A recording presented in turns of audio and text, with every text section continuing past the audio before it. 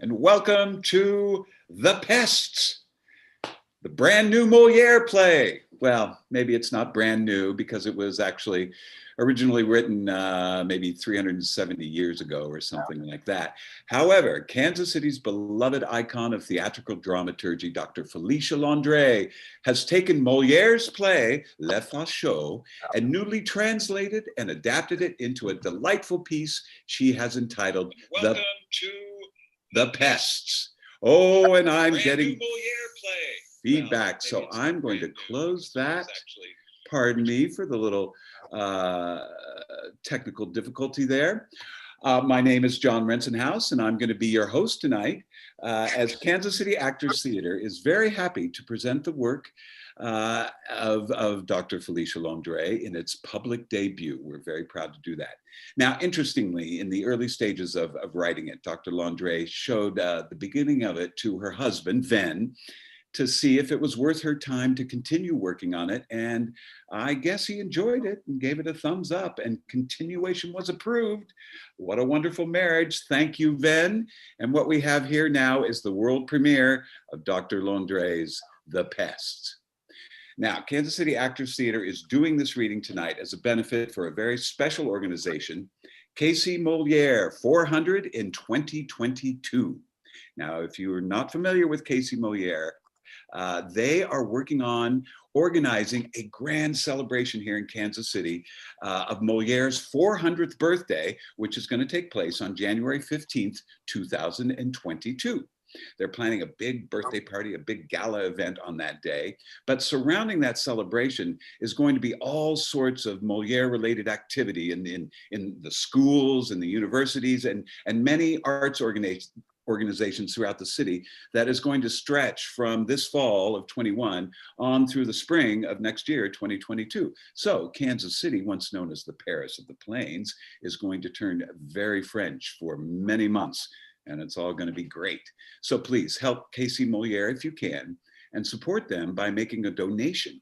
And you can do that by clicking on the link that you're going to find right below this video window if you haven't expanded it. But in the description of this event, you're gonna find a link that will take you to their website, kcmoliere400in2022.com. So see if you can all see that down there, kcmoliere400in2022.com, no spaces. And if you can't find it there, don't worry about it. It's too long to remember. Just type in your search bar, KC Molière, and I'm sure their website will come up for you. And I'm sure that they have a little donate button on that website. So we ask you to please be generous, support the effort, and bring back the Paris of the Plains. And thank you very much. Now, before we start the reading proper, I want to give you just a little bit of context surrounding The Pests. It was originally conceived, written, memorized, and pulled together in the span of 2 weeks. 2 weeks, very quick work indeed. And it was intended specifically to please and be performed for King Louis XIV. Now, the subject, as you might have gathered from the title, is obnoxious people, pests. Now, we all know dozens of types of annoying people, but Molière had to limit himself to a select few pests of the time, but I think you'll recognize a number of them. The plan was to present both this comedy and also a ballet, but they couldn't get enough dancers together to keep a dance sequence going while others changed their costumes. So it was decided to sandwich the ballet pieces in between the acts of the comedy, and then again at the end of the comedy. Now, this sort of combination of ballet and play was something quite new for the theater at the time, but it does sort of harken back to Aristophanes and his use of a chorus. And, you know, we're always trying in our own peculiar ways to find our way back to the past in the future. Back to the past in the future. No, not back to the future, back to the past in the future. Yes, okay. Anyway, The Pests has 3 acts and 3 ballets, but don't worry, the acts are very short. There's going to be no intermission. The acts are short, and the whole play lasts something around about an hour. And we're going to have a little question and answer session with the translator and adapter after the reading. So we invite you to stick around and share your response to this new work if you would feel so inclined. I'm sure, who was that? Oh, I think that was a pest. I think that was a character from the play. We'd love for you to stick around, and Dr. Londré, I'm sure, would appreciate your observations and comments. You'll notice on the YouTube page a chat function to the right of this video. I don't know really which way to point, but you can type in your questions there, and we'll have Dr. Londré and maybe some of the actors here to answer them. So, okay, now, without further ado, let's begin The Pests by Molière, translated and adapted by Felicia Londré. The setting is the gardens at Vaux-le-Vicomte, where the play was performed for King Louis XIV. Arrost, an aristocratic marquis, and his valet, La Montagne, enter the gardens. Arrost has just come from a performance at a nearby theater, and while Arrost might seem to be addressing his valet, one can never forget that Louis XIV was the one audience member who mattered the most. Now, why on earth must I be so oppressed by a human species, the irrepressible pest?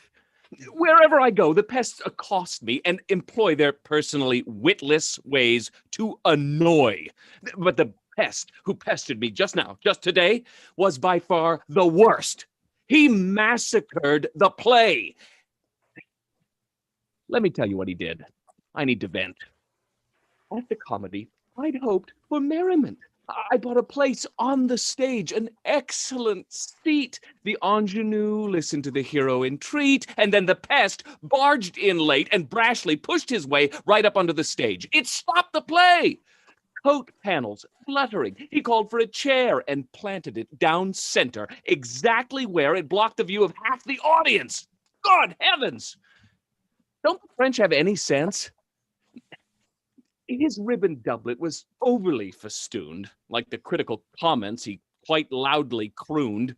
The actors went on bravely as best they could, but the pest spotted me, and like a block of wood, helpless and red-faced, I dared to flee. Approaching me and bellowing, "Oh, my dear Marquis," he carried on his one-sided conversation, not heeding my diplomatic indication that the show was very good and merited attention. He saw it last week, he said, going on to mention how he offered his critique to the great Corneille, who always sought for his advice when writing a play. This type of pest targets men of title and renown, and always acts familiar with them while ignoring their frown. Scene by scene, he told me what plot twist would come next, while I squirmed and the players bravely tried not to look vexed. The play ended at last. I dashed for the door, but the pest persisted, bragged of his honors and more, like his standing in court. I'm sure that's news to you, and suggested we ride together for all to view.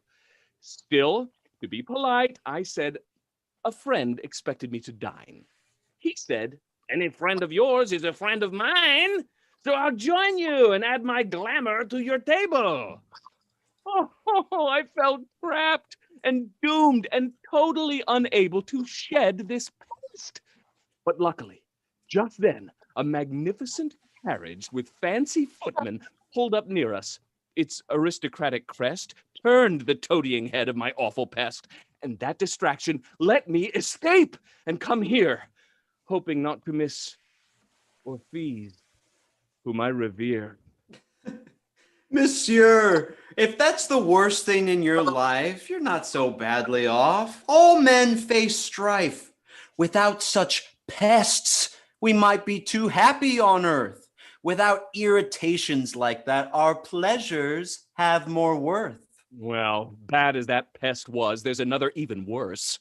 It's Dami, the guardian who does all he can to reverse my efforts with Orpheus. Did he thwart us anew? For now, it's long past time for our rendezvous. Oh, girls are like that. The cute ones don't live by clocks. Just relax. She'll get here. I'll bet my socks. It's true, and yet I tremble, for I love to such extent that a molehill becomes a mountain in every event. If your love is so perfect that her trifles seem like crimes, shouldn't she turn the tables on you sometimes and blow off your big worries like lighter than air? But does she love me? Does she even care? What? How can you doubt the love that she declared? But did it equal the ardor of the heart that I bared? An overheated heart wants repeated assurance. It fears declarations that might lack endurance. Ooh, sir, I see your neck ruffle has come all undone. Never mind. Oh, you look a mess for her? Your honey bun? Let me make this small adjustment in it. You're choking me. Hold on till I pin it.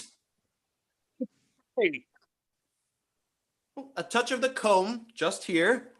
clumsy oaf, you and your comb could slice off an ear. To comb oneself in company is now quite the fashion. All I wanted to do was make you look dashing. Now, by your grace, may I brush the dust off your hat? Stand apart from me then if you must do that. Shake, shake, shaking the dust away. Shake, shake. Hurry up, will you? Oh, such a bother you make. Shake, shake, shake, shake. Every last little bit of dust. That's enough. Give it back. You've quite finished, I trust? I'm shaking it clean so you'll be all spick and span. Shake, shake. Stop that, flicking it like a fan. Must I slap you? If I do, it will be hard enough to hurt. Here, sir. Oops! Oh! I dropped it in the dirt. Let me just give it a few shakes more. Enough! You've made it even worse than before. A plague on all valets. If only we didn't need him, I'd send him packing for good and enjoy my freedom. Enter Orpheus with another man. There she is, my Orpheus, the epitome of charm. But who's that man? And they're walking arm in arm? Arras bows to her, but she keeps walking and turns her head away from him. What's this? It's our appointed meeting place, but she ignores me and turns away her face. Am I dreaming? Oh, tell me it's not true that she looked away. Monsieur, I must shut up since I'm a plagued, cursed valet. So you are if you won't help me figure this out. Oh, I'm too smart to provoke a slap on the snout. My heart is torn apart. It's bleeding. It's quaking, and I need another viewpoint. I can do shaking. You'll do as I say. You must follow my beloved Orpheus. Find out what she's up to. Yes. And if she has a new squeeze? And report back to me as quickly as you can. Ah. So I watch what she does, but what about the man? Him also. Now go. Yes. Do I let them see me or no? If they question you, tell them that I wanted to know, since I'm waiting for her, just when she plans to show. Yes. So you'll be here in this very spot when I return. Yes, now go or I'll kick you to hell where you'll burn. No wonder I was earlier so full of anxiety. This missed meeting has erased my self-propriety. No sooner my heart had leaped up at her sight, she quashed it like a foot on a lowly termite. Enter Lysandra.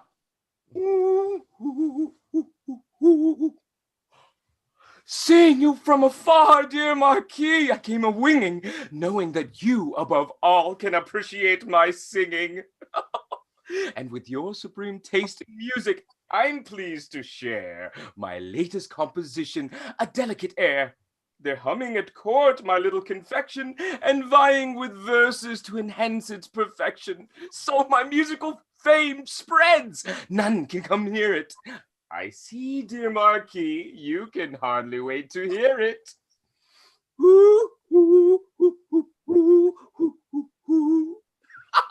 Now, isn't that enchanting? Just listen again. Your good opinion will make me the happiest of men.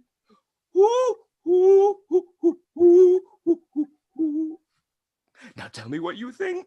Oh, it's very nice. And some dance steps I've created. Add the extra spike. You take the woman's part and let me demonstrate. Sings, speaks, and dances, leading a Ross to follow in the female dancer's role. Now, note my footwork. You follow me, but not so sedate. I offer my arm, incline my head, and a little note of grace. She turns, and voila, we end up face to face. Your verdict, dear Marquis? You've demonstrated admirably. I worked it out myself. No dance instructor for me. So I see. And my steps. Clearly yours alone. Let me lead you again, and then you'll make them your own. Since we're friends. You must excuse me for now. I'm expected elsewhere, if you'll allow. Another time, if you wish, we'll add the lyrics. Just you wait till the foot and ear mix. I can hardly wait. And meanwhile, I'll go off and find Master Lily, the genius of my floor pattern. He will see truly, along with the song and its je ne sais quoi. Then I'll win the gaze of great Louis Leroy.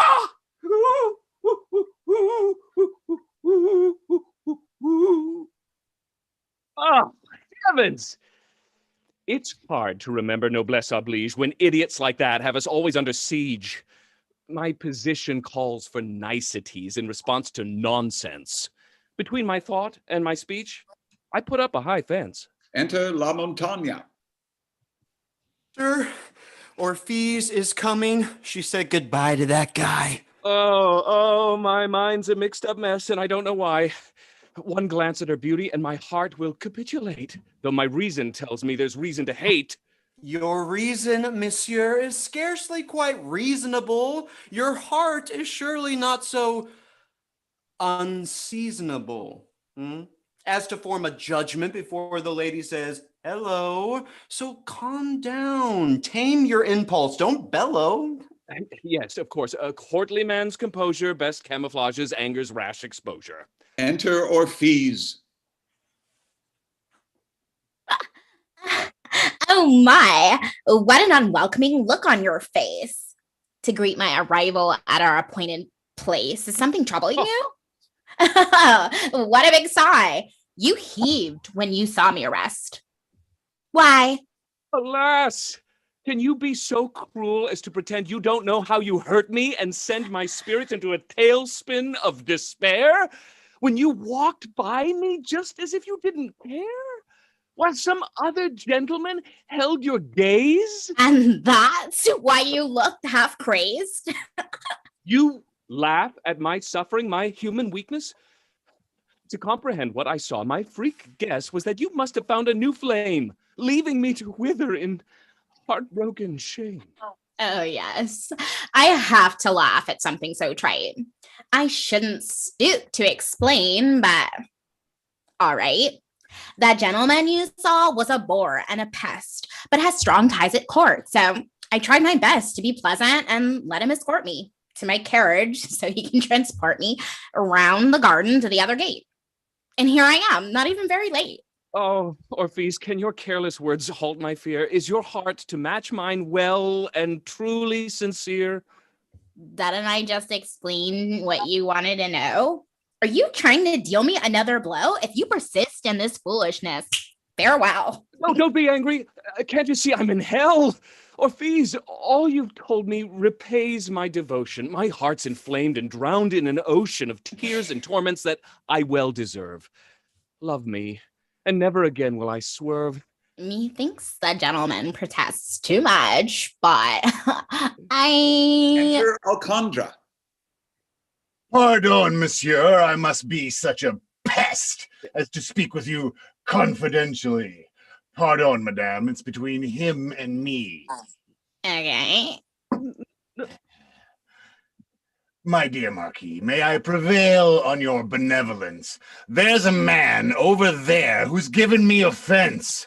He said some words to me that made me feel bad. So I see no recourse but to challenge the cad. But to fight a duel, I need a second. I beg pardon, Vicomte. Your score must be reckoned without me, without the aid of my well-honed sword. 14 years I served, and as a soldier ran toward the most dangerous spots to fight for the king. But he has outlawed dueling, and I will not bring dishonor to his decree. Therefore, I choose to obey my sovereign, while I refuse. For any honorable designs, my dear Vicomte, you may call upon me, and I will be prompt. By my frankness, I hope you will not be offended. For now, dear Vicomte, our conversation is ended. Ah, to the devil with such pests. Now, where's Orphise? Oh, monsieur, I think she's... Go and find her, if you please. Well, try that path. And that one. Go and seek in every direction. I'll wait till you return with my precious, pretty perfection. Sir. And that is the end of Act 1, and a ballet interlude begins. The Act 1 ballet. Croquet players invade the space and cause Arras to be alarmed. The croquet players dance. Then they become curious about Arras, and the dancers surround him and look him over. Till he retires to one side. Then a rainstorm suddenly breaks out and just as quickly disappears. And the dancers exit. And Act 2 begins. A rain of pests is worse than raining cats and dogs. I hope that shower drove them back into their bogs. Luckily, the summer storm has quickly blown away and spared the courts, brocades, and gold lame. But now the sun is sinking. Where's my valet? Where's my Orphise? She went astray. Is she okay? Enter Alcipe. Hello there! Oh, not another one. Oh, heaven forfend. By thunder, this reign of pesky interlopers has no end. Well met, dear Marquis. I'm bursting to explain how I lost at piquet while sheltered from the rain. No. You know, of course, how I excel at piquet, huh? So I entice my weaker would-be rival to play by giving him a handicap. Twice the 15, that's the norm. When you see him preen about winning, please take my part, huh? I held the ace, king, jack, and 10 apart, plus the ace of spades, the king, and queen of clubs. You follow me? Now, here's the part that rubs. I discard. I draw another heart, the queen. So if only I had not doubled the 15. But he laid out 6 spades, smirked, and cried peek. So flabbergasted was I couldn't speak. When 2 points was all that I would need to win. Hard playing inevitably brings chagrin. It's built in. Uh-huh. It came down to which to keep, which to discard. A choice, as you know, in PK can be hard. The points as we play, I constantly calculate in my mind, and it's my points that ought to escalate. But this time... Sir, I followed each move in your story and assure you that this cannot detract from your glory. None of this can undermine your well-known merits. Uh-huh. And yet it will ever weigh down my spirits. If only the ace of spades I hadn't discarded. Now, if you'll excuse me, the time is far sped when I must take leave. Just only 2 points. Only 2. 2. So many pests are swarming. What can I do? But here comes my valet. The slowest type of pest. Enter La Montagne. Forgive me, sir. Monsieur, I've truly tried my best. Yeah, but where's Orphise? You were sent to fetch her. I ran round and round. She's a tough one to catch, sir. Yes, but what news? I found her, but then she... She said what? She has a message for me? You want to know exactly what she said? Out with it, even if it's something that I dread. Hold on, and I'll tell you, but I'm all out of breath. Villain, are you attempting to hasten my death? Yes, your sweetheart gave me some words to relay.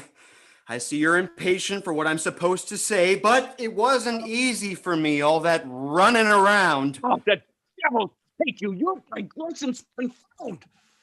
You've read Seneca. You should moderate your passion. Seneca from you? Watch your head before I bash in. Your Orphe says... Oh, wait, you've got an insect on your coat. Let me get that. No matter. Oh, she said, if you'll just listen and take note. Head? What? Well, you know her, can't you guess? I must stay calm if that's the way to make him confess. Her message is that she wishes you would wait for her here. It won't be long before she gets away and can appear. Meanwhile, she's detained unavoidably in a brief encounter with people of quality.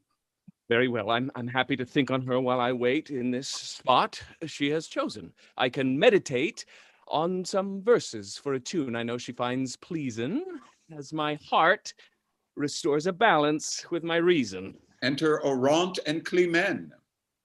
Everyone we know will embrace my side of it. Oh, we'll soon see about that. Just abide a bit. My reasons are already known and accepted. But under our sovereign, all views are protected. Oh, here's one who can see the bigger picture. Let's submit the case to him, sans constricture. Marquis, if you please, may we call upon you to judge a question that's arisen between us two? It's an issue that divides us as we mull it over. What trait constitutes the perfect lover? We hold contrary views, and neither will budge. On that subject, I am far from being the best judge. You said it. Oh, not at all.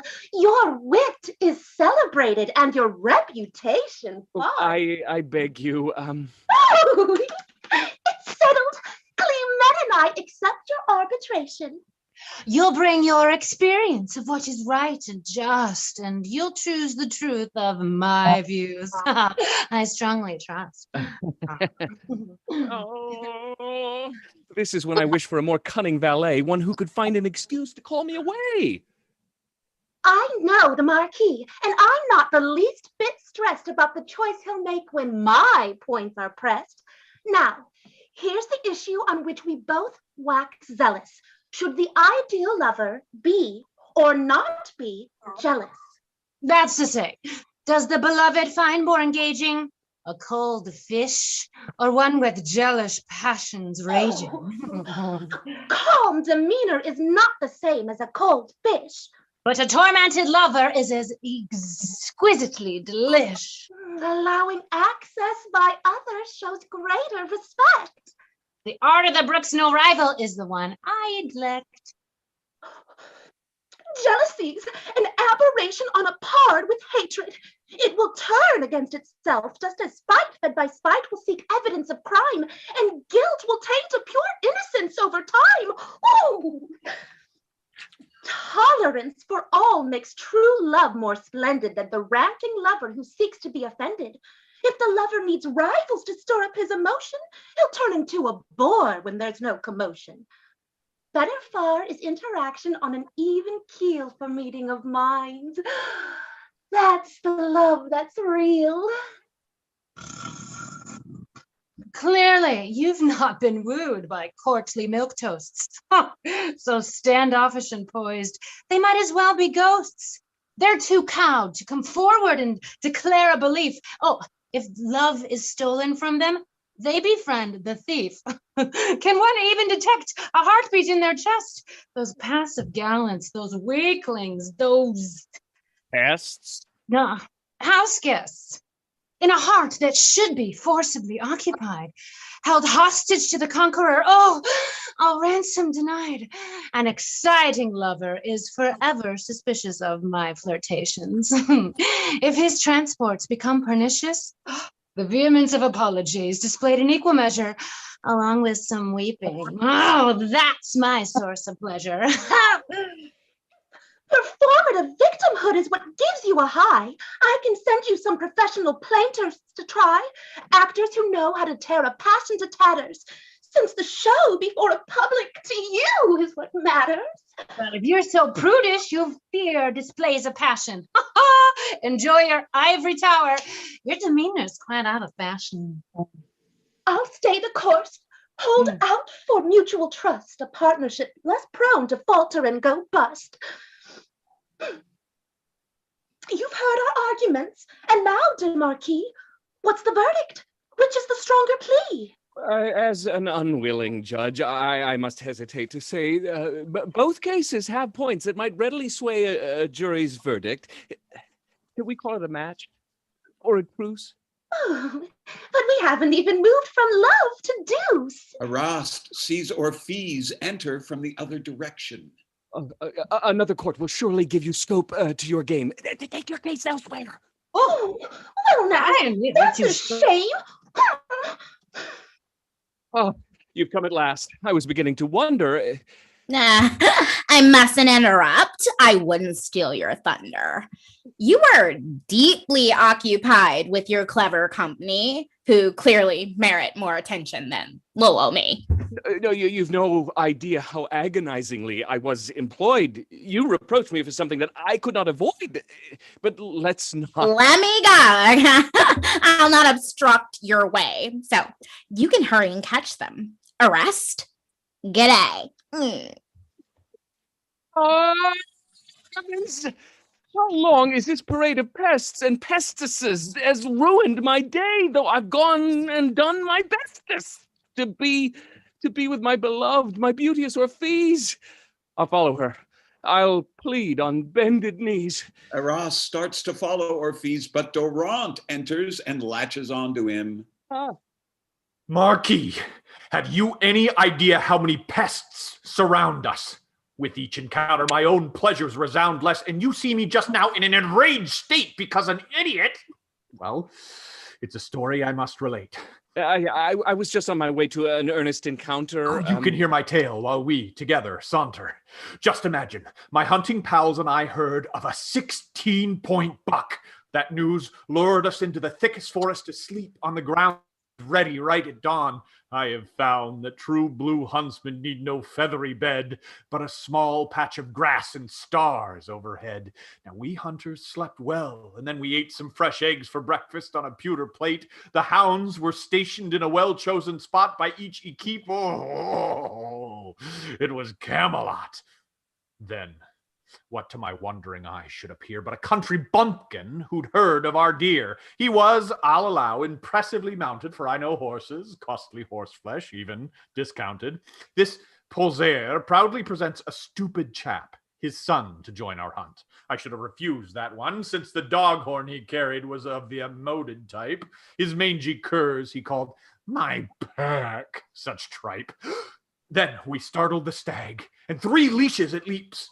Our hounds follow, mounted I speed. I'd switch from my trotteur, a roan, to my chestnut. You've noticed him, I'm sure. I guess not. No? Really? Oh, this Alezon's as beautiful as they come. I bought him from Gavot and paid a pretty sum. It's given that Gavot keeps a first-rate stable, but this swan-neck steed, I'm not able to rhapsodize sufficiently. He's so noble, so fair. His gallop smooth and easy more than any rocking chair. Well, 3 hours pass quickly. Then I see our stag on the run. The cutter dogs cross ahead. But wait, there's more than one. Our quarry, the quicker monster-antlered buck, lightly leaps a log, so graceful. Then, oh, bad luck. The smaller antlered beast attracts a part of my pack. I sound my horn to call them back, but the ridiculous rustic blows louder to their confusion. And as if that's not enough, sir, hang on for the conclusion. After telling him off, with my dogs on I went. We returned to the woods, pick up the first scent. Through the brush and branches as thick as my arm, we close in, the stag's at bay, my dagger out, and then, wham, a pistol shot. That fool! I'm enraged, I'm distraught. Point blank to the forehead, our entire hunt for naught. The idiot shouts, I brought down a quarry. I want to strangle the boy, but I don't tarry. To lose my temper, to do something to be sorry. I turn and spur my horse and haste home without pause. I'm still boiling over now. You know the cause. Yeah, your restraint is admirable, and a hasty farewell is the best course with pests who make our lives hell. And so, goodbye, sir. But we must chat again soon at a time and place apart from any peasant baboon. Oh, I'm losing patience, wanting just to gaze upon her eyes. I'll kiss your little hands and, if need be, apologize. And that's the end of Act Two, and another ballet interlude begins, the Act Two ballet. Some players of bowls enter and stop Arast and get him to measure a distance under dispute. He gets away from them, leaving them to dance the various poses typical of this game. And some bulls with slingshots interrupt the players of bowls. But they are chased away. And then some cobblers, male and female, their parents and others, interrupt. But they are also driven away.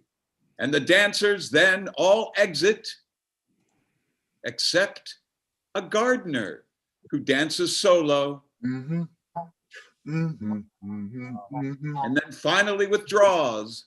And he withdraws for the start of Act Three. Arast re-enters, followed by La Montaña. It happened off stage. We had a little tete-a-tete, sweet greeting and meeting. No need to fret at my darling's discomposure. Orpheus loves me yet. Ha ha! Our hopes are now aligned, but face a newer threat. The worst of all the pests is her own guardian, damn me, who orders that Orpheus be off limits to me.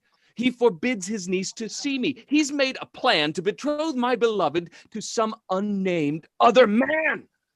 Happily, the renewed fond sentiments we expressed have given us both the courage to resist. She'll let me into her lodgings for a secret rendezvous. More hurdles overcome mean more pleasures accrue. Oh, forbidden love is all the more to treasure and to prize. It's nearly time. I'll go early to the one I idolize. Do you want me to come? Better not. There are some who would recognize you, and you'd flub playing dumb. But, monsieur. Enough. I'll slip in unattended. You know best, but best plans can fast be upended. Must you eternally question my commands? Oh, heaven grant me a valet who fully understands. Oh, whatever. Enter Caritides. Oh. Monsieur, when though evening's upon us, morning's better for business, but it's a bonus and an honor to speak directly with you. Your social prominence keeps you well in view, but occupied, elusive, above scholars like yours truly. Monsieur, does some business pertain to me unduly? Will your eminence kindly forgive my audacity that impels me to implore in my humble capacity this moment opportune? Just say what you need to say. Your rank, your renown, your riches hold such sway in public opinion. You're too kind, but I must go. Monsieur, just a moment. It's awkward, I know, for you to deign to hear my self-introduction. Please think me not lacking in social instruction. I would prefer to meet you with all due formalities, credentials presented properly to put you at ease. Yes, sir, I can see you lack no social graces. And I see all the virtues your kindness embraces. That said, it is time that you learned my name. Though my endeavors have not yet earned high fame, Latin names are common. My Greek puts the stress on the final syllable. I'm Monsieur Caritides. Monsieur Caritides, have you something else to do? Let me read this letter written to the king. Now, if you would convey it to him, I'd be much beholden. Well, present it yourself. You can embolden yourself before him, as you've just done with me. Well, the king's open manner is known, but delicacy dictates my desire to have it reach his ear when none else might be in proximity to hear. Yeah, that can happen if you have the patience to wait. The truth is that palace guards abominate scholars and teachers. So does the public at large. We're ill-treated, despised, and pushed to the marge. Pursuit of knowledge makes us pursued in turn. They'd like to throw us onto bonfires of books to burn. If by your gracious hand this letter you deliver, I could rest contented and in your debt forever. Very well. Hand it here, and I will do it. Here you are. But please first listen to it. No. Really, I could not ask you this favor without giving you the opportunity to savor these noble thoughts to be conveyed to the king. See if they don't have a strong, resounding ring. To the king, your majesty, from your very humble, very obedient, very faithful, and very, very studious subject and servant Carides, French in nationality, Greek in proclivity. Having observed the many and serious abuses of language to be seen on signs and placards in front of shops, taverns, inns, bowling alleys, and other places all over your beautiful city of Paris, I dare to call the problem to your gracious attention. Some of these signs use an apostrophe on plural nouns when the simple S suffices. Some flout correct usage of its, the possessive pronoun, and it apostrophe s as a contraction for it is. Everywhere these signs testify to a barbarous, pernicious, detestable lack of intellect by misspelling common words with no regard for etymology, analogy, or orthography. It's an embarrassment to the Republic of Letters and to the French nation when even drunken German tourists can see these appalling... This becomes too long, and some thoughts are repeated. To be clear, monsieur, no one word may be deleted. Well, then, skip to its conclusion. Oh, your majesty will benignly forgive this intrusion, as I humbly supplicate for the good of the state and the glory of his empire, that I be granted an office of controller, intendant, corrector, revisionist, and wordsmith in general, to oversee the prolific public placards of Paris. I further supplicate that I be honored with appointment to this office in recognition of my recognized attainments and learning, not to mention services rendered particularly to your majesty, with my composition of anagrams of the words Your Majesty in French, Greek, Latin, Hebrew, Syrian, Chaldean, Arabic, Aramaic, and that will do. Entrust it to me and be on your way. The king will see your most unusual dossier. Monsieur, I envision my dreams fulfilled without end once the king's eye devours the words that I've penned. As a token of my gratitude and high esteem, I'll write you an acrostic if you tell me your name. Farewell for now, Monsieur Cartides. I will, farewell, indeed. Can learned men be such fools? I fear for the generation in our nation's schools. Enter Mine. Ormond. Monsieur, you suffered that dolt while the time I invested waiting until he left you has a value. Oh, you will be interested. I can't stay long. I have an appointment elsewhere. I bet you couldn't wait to get him out of your hair. From the Marais to the Tuileries, he goes about critiquing what he sees, buttonholing, always seeking for his own advancement some kind of largesse. What good are scholars? I'm sure I can't guess. But for me, it's different. No fear of extortion. I'm here, my dear sir, to help you make your fortune. This sounds like a sales pitch to desperate folk, but our pre-capitalist age does not need to be woke. Or do you trend to past ages and seek in times mist the philosopher's stone? Are you an alchemist? You've a fine wit and deserve a straight answer. God give me from alchemy, not a chance. Sir, the deal I have for you, through you, for the king, is a once-in-a-lifetime, grab it now sort of thing. It is so special. There are details I cannot yet divulge. Except to say it will make your biggest pockets bulge. Mind you, I'm not meretriciously promising the moon, but a steady flow of interest, risk-free, and soon, if you care to buy in. May we defer our conversation to a later date? I profess another expectation. You haven't heard the secret to financial winning. Please save it for later. My allowances are thinning. Since you are the first to know my ingenious scheme, if you'll lend me 20 ethos, it's a sum you'll redeem many times over. All right, very well, sir. Here, willingly take this purse.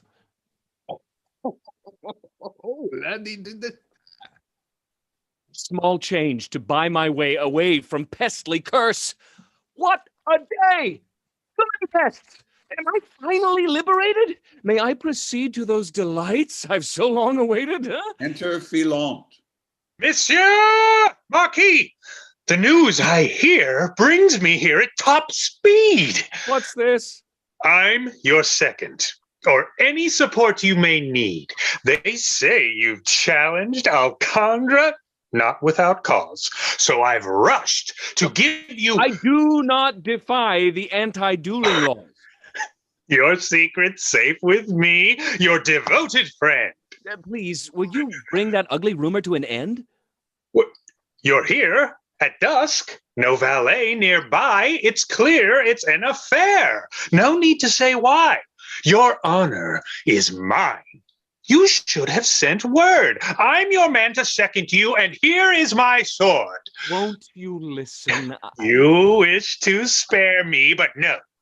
I'll stick with you, my friend, wherever you go. You've been duped by some gossip. It's malicious. To prove my loyalty to you, I am always ambitious. You really wish to oblige me? Oh, Marquis, I do. Then leave me this instant. I'm telling you true.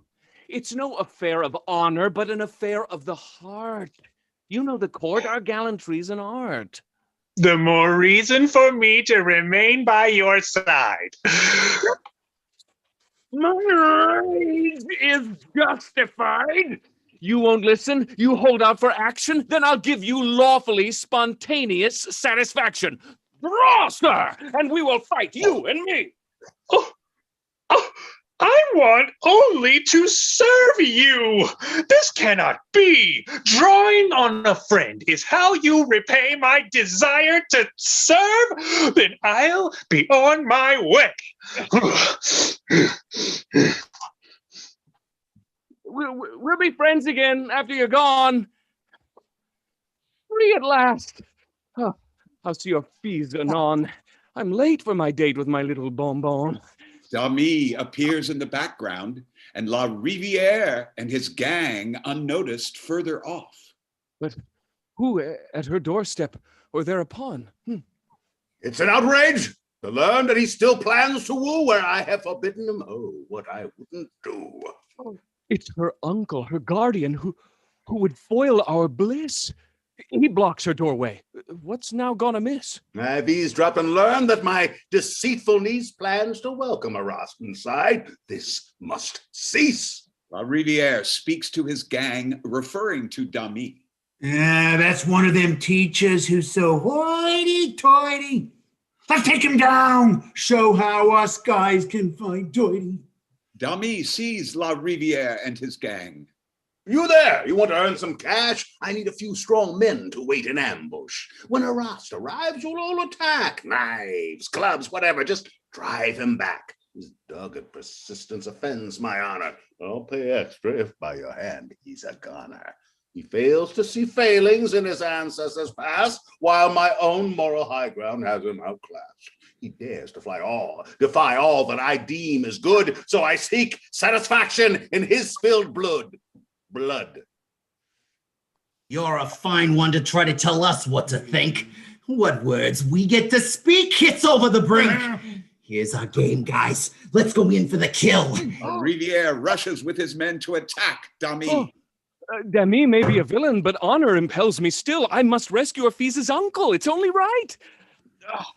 Hold on, sir, I'll save you. I'm joining the fight. Brandishing his sword, Arras drives La Riviere and the gang off stage. What happened? Who saved me from sudden demise? Where's the hero? I want to reward and recognize.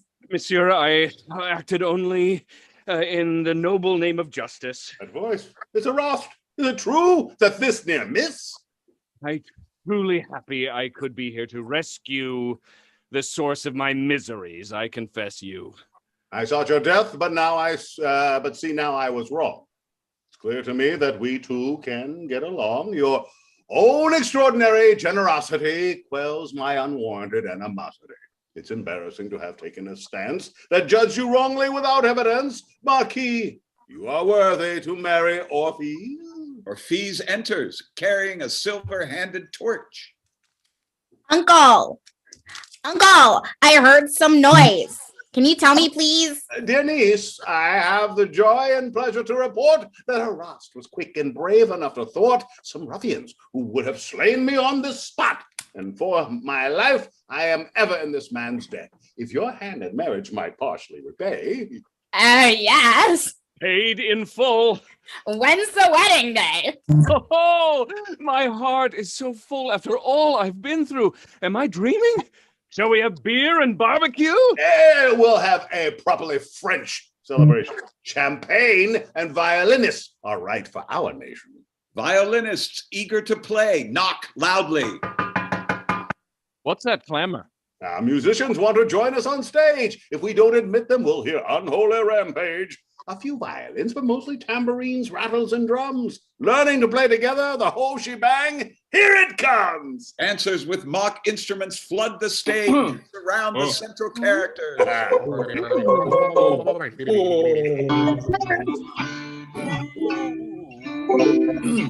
Pray, Orpheus, my sweet.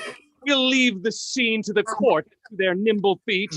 Arras and Orpheus exit, and we get the Act 3 ballet. Swiss guards with halberds come and chase off the Pest musicians and leave the stage open for a dance by the company. And oh, how they dance.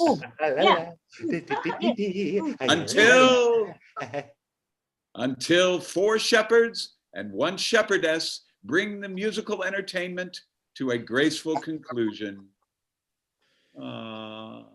And that's the end of the play.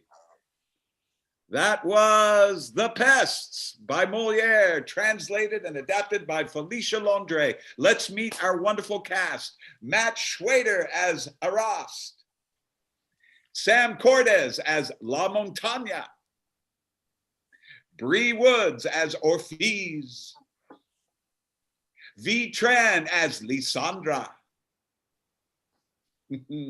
Matt Williamson as Alcandra, R.H. Wilhoit as Alcipe, Meredith Wolf as Orant, Ashley Punko as Clemen, Coleman Crenshaw as Dorant, Robert Gibby Brand as Caritides, Josh Gleason as Ormond, Chris Rohde as Filante, Walter Coppage as Dami, and Greg Butel and Trevor French as La Riviere and his gang. Bravo! Here's your cast, and we are joined by the translator and adapter, Dr. Felicia Londré. Congratulations, everyone. That was very, very, very fun. Oh, thank you so much. Okay, we are gonna have a little question and answer session. If you want to stick around and if you want to ask a question, to the right, I don't know which way to point again, of me is on the YouTube page is a chat function where you can type in a question. And don't forget to donate to support KC Molière 400 in 2022 by clicking on their website, which is in a link down below this video box. And if you can't find it, just type in KC Molière and the website will come up and there will be a donate button and it deserves all the support you can give. So Dr. Londré, congratulations. That was very, very fun. Well, thank you. Congratulations to you and the wonderful cast. Oh, great. They were really lovely. Yes, with very little rehearsal, I may say. They really went for it and knocked it out of the park. Now, what, Dr. Londré, what made you pick this particular piece to work on? Partly because there are very few translations available. In fact, when I started, I didn't know of any other translation. I later found one, an English restoration version. And then just not too long ago, there's a little independently published one called The Boers, which are the Boers. But basically, it just wasn't available. And that was partly it. It was partly that Van and I had been to Vaux-le-Vicomte on one of our trips to Paris about 6 years ago. And it was just so inspiring. So now they actually did the plays like in the park there? They would do them? Yes, we know it doesn't look like much of a place for a play right now, but we know the spot where it was done in front of a grill work of fountains.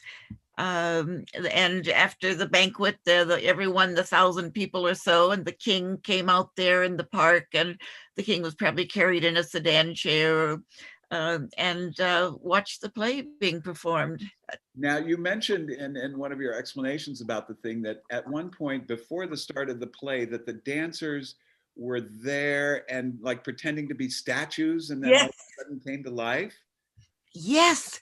Well, first Molière came out just not in costume, in ordinary clothes, and sort of apologized in a way, and you know the way you have to do with kings, a lot of gracious talk, and I wish it were better, and didn't have much time. Anyway, he gave a little speech of homage, and then he walked off, and he wasn't even in this play. But as soon as he left, the statues came to life and started dancing, and then satyrs popped out from behind the trees, and best of all, a rock opened like a shell, and there was his leading lady, Madeleine Béjart, with very scanty drapery. That's what people talked about most of all afterwards. That must have been quite dramatic. So, okay. Yes, she played the head nymph, or it was called a naiad. Now, okay, now this was the first time I do believe that you've heard this read aloud by actors. Is that correct? Yes. What it's got to sink in for a while, I'm sure. But did you learn anything immediately, or what are your impressions? Did you find a glaring thing that needs to be fixed, or what do you think? I didn't see anything that needed to be fixed. I was just so enjoying all the interpretations, some nuances I hadn't expected that were very, very gratifying, and it was just lovely to hear it interpreted by professional actors of this caliber. Well, since we've got Bob Brand here, who played the part of Caritides. There we are. Okay, there, I got it right. So his character is one of the most sort of, I don't know, immediately for me recognizable, the pedant or whatever. Explain a little bit about what sort of ramifications that had for in Louis XIV's court and everything. I mean, there were a lot of people like him, or no, or what? Yeah, if you can, Felicia. Well, yes, there were a lot of pretentious people of all kinds who pretended to know more than they did, particularly Molière's special targets, doctors and lawyers, because anybody could invent nonsense words and say it was Latin, and most people didn't know. And Latin was the sign of learning. Of course, Molière did know Latin. He'd learned Latin at the Collège de Clermont. So he had seen plenty of scholars. He had a whole range of teachers in his studies. One very famous philosopher, Gassendi, that he quite respected, and then others. So Yes, it's sad to say that teachers are often targets of lampoon. They ought to be the highest paid members of society. But, besides artists, of course, besides artists. Right, but you're right. I want to invite all the actors, if they're hanging around off screen, you're welcome to come on screen and show us your beautiful faces. Somebody has asked if there are any chances for a full production of this, and there's always the possibility. I mean, I personally quite enjoyed it, and Felicia, if I may say, I really like the length of it. I love that it moves along so nicely, and it's less than an hour long, and you feel, I mean, we could add out a little bit of the dancing and ballets in between, but make it a very fun, hours entertainment. So yeah, I'm going to say there is a chance for a full production. We'll see, I'm sure. But do you plan on getting it published, or? I will submit it. There is Broadway Publishing Company has been doing publishing plays in translation lately, and so I think that's the obvious place to send it, especially because, well, of the 400th birthday coming up, and the fact that this is one that's just not readily available. Right, yeah, that not many people know. Now, what was the most difficult part of doing it? I'm sure the rhyming nature of it caused some headaches, but did you have any character particularly that was your favorite or most difficult to translate, or?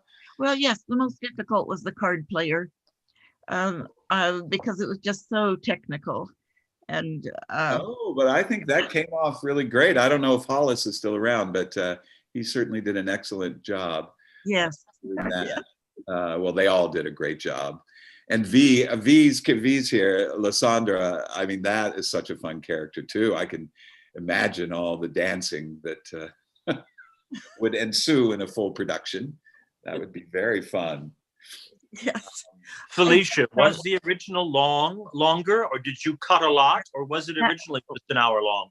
That's a good question, because when I say adapted, the first thing I was doing was tightening it up. And it was only later as I went along that I became more and more tempted to throw in little things, as in the letter you read to the king. Right. I put the things that bother me in terms of bad writing. Well, someone has written in, are there parts like Caritides's wordplay that were hard to translate and keep the intent? I mean, the whole thing with its and its, was that in the original, or did you come up with that? No, it was another, it was another pet peeve. I don't even remember what it was, but I just saw that as my opportunity to get my little dig in. Okay, yeah, I think so, and that's great. That's something great. I've corrected thousands of times over the years of correcting papers. Oh, indeed. I'm sure you run into that all the time, because I must confess, only recently, within the last 5 years, and I'm much older than 5 years, have I gotten a good grasp on the difference between it's possessive and it is contraction, and when to use the apostrophe. So I'm sure you run into that all the time. Oh my goodness. But so would you say you cut out a half hour of it, or half of it? Probably, that's probably about it. I think the French, because it's written in Alexandrines, 12 syllable rhymed couplets, and the rhymed couplets have to alternate masculine and feminine rhymes. And so Molière often had to get a little bit repetitious just to make it all work. And there is a pleasure in hearing those rhymes, of course, but I just thought in some cases it needed to be trimmed down. So I know when I tackled the first few pages, I don't know, I'm guessing out of the first 3 pages, I probably cut half a page or quarter of a page. Can I ask a question? Yes. You just said something that got me very interested. So obviously we don't use masculine, feminine as much, hardly at all in English. No. And so when you decided to do the translation, did you make a choice to differentiate? Because I would imagine masculine and feminine rhymes adds another layer to the listening. Did you make any decisions on trying to honor that or play with that with an English sense? I mean, could you even, not if you at all. tried? It doesn't really work in English. it just, you know, in fact, I just finished recently reviewing a book on the Moliere's poetry, how to translate Moliere's poetry into English. And it looked at all of the different translators who have used verse and what they did. Richard Wilbur, who tended to use decasyllables instead of 12-syllable lines, and what kinds of rhyme schemes. And it was very, very interesting, very technical. But I do remember reading at one point, well, it just doesn't work at all in English to try for that alternation. I would think it would be nearly impossible. Yeah, well, I want to thank you for cutting the repetition, because I think that's one of the things that makes your version work so refreshingly well, you know, because it just moves along so wonderfully. Now, here's a question for the actors who we may have with us. What are the challenges of creating a character in the Zoom environment, and how does that affect, how do you address that? Or it's living hell is what it is. Yeah, so I'll do a mea culpa. I'll do a mea culpa. I was the pest you saw pre-show. Yeah. And I consider myself Zoom savvy, tech savvy, and I was just checking my framing, and I just hit the button just a millimeter to the left of where the video settings are, where you can check your framing without going on screen. And I accidentally hit start video, and I immediately noticed that.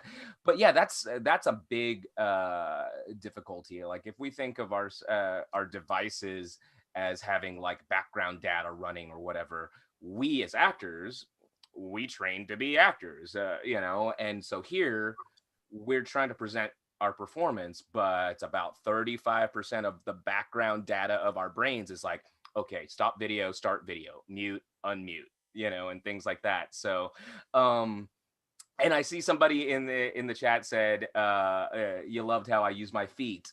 Thank you. That was something that I was trying to think, you know, in this format, how can we give you the same delight with physical comedy that we would on stage, but in a novel, cute, clever way for this format. And I thought, hey, this character is ridiculous. How about I do some weird bendy stuff since he's supposed to be dancing? And so you can do some visual gags in this arena if you kind of try to think of adaptive choices to give the viewer the same feeling that they might have seeing something on stage. But now, Matt Schwader, since you had so much to do, do you think of it more as acting for the camera, or do you just do your stage acting and let her rip? That's a great question. I do a little bit of both. You know, once you start to learn the technology, I've like found a microphone that can adjust to my. I'm a stage actor, so I project, and I try not to project when I'm doing this. So what's great about Zoom is it allows a little automated feature that it can reduce the level. So hopefully I didn't blow it out too much. You know, it's hard to do that in practice. But as far as like, you know, what can you do with certain things about telling a story is just, it's very similar to if you were performing in a proscenium, old school proscenium theater on some level, right? I can't play a lot of things up this way, right? It's helpful to play things up and out. And that's similar, right? But you do want to try and rein in the expressions, which I am sure I did not, as far as camera work. But I figure Molière allows me a little more space to play, yeah. Oh, I think the expressions are fun. Of course, I'm a big mugger myself. So, I'm sorry. Did you say I was mugging? No. I said that. Never, Matt. Never. Never. I said that I mugged. I got you. Fortunately, I did not have to act in this.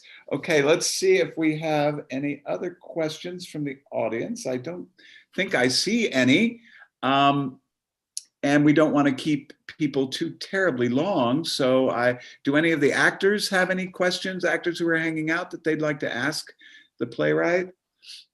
I mean, the translator adapter. She got on me about calling her a playwright, but you are, Felicia, you're a playwright. Well, I think it was just really you've done a wonderful job. And I once again want to thank your husband, Ven, for encouraging you to go ahead and do it. Good call there, Ven, good call. And bravo. And I hope we see further iterations of it. I hope so. Thank you all so much. Thank you to Kansas City Actors Theater. Well, we're very happy to do it. And I want to, in wrapping up, I want to give a big thanks to Matt Samek for his technical support and production. He's the guy without whom nothing on to YouTube. And of course, got to thank Kansas City Actors Theater for producing it. And speaking of Kansas City Actors Theater, if you haven't tuned in a Kansas City Actors Radio Theater, you can find it on KKFI 90.1 FM Fridays at noon. And you can also find it on your podcast, Kansas City Actors Theater Podcast, wherever you get your podcasts. But I would also love for you, if you've been so riveted by the production and then the Q&A that you haven't had a chance to go to the KC Molière website and make a donation, please do, because we're hoping that this organization and that this Molière celebration is a great success. And of course, it needs some money to do that. So KC Molière 42022.com, no spaces, that's where you want to go and click on the donate button. So again, thank you all, bravo, congratulations. It's just been a joy to work on it. And we'll see you all down the road. Bye-bye.